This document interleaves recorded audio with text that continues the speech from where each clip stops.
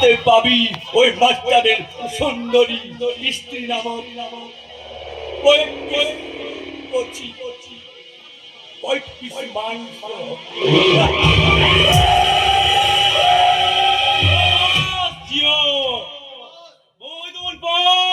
কচি মালের সাথে ডবকা চুয়ে অপুরন্ত যৌবন দাঁড়িয়ে দাঁড়িয়ে উপভোগ করবো। জিও বস, জিও। এসো মাস্টার, তোমার জীবনের ভবলীলা এখানেই শেষ করবো।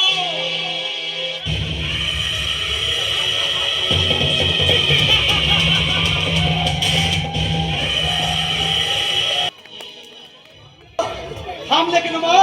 বলো বলো তারপর। তারপর তারপর তোকে নিয়ে ছুটতে ছুটতে একটা চলন্ত বাসে গিয়ে উঠলাম। সেই বাসটা দ্রুত গতিতে চলতে লাগলো, আর সেই বাসটা গিয়ে থামলো ওই চন্দনপুরের মাটিতে।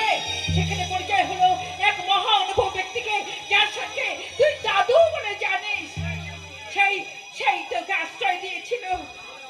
তাহলে কি মা আমার বাবা জানি না। দাদা সাধুরা কোথায়?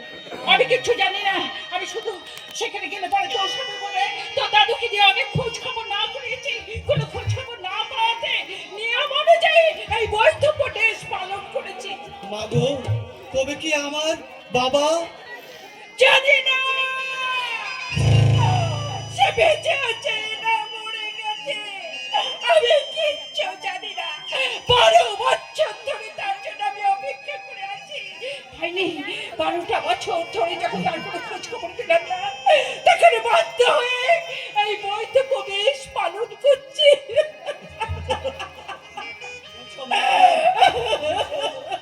এই চোখের জল মুছো।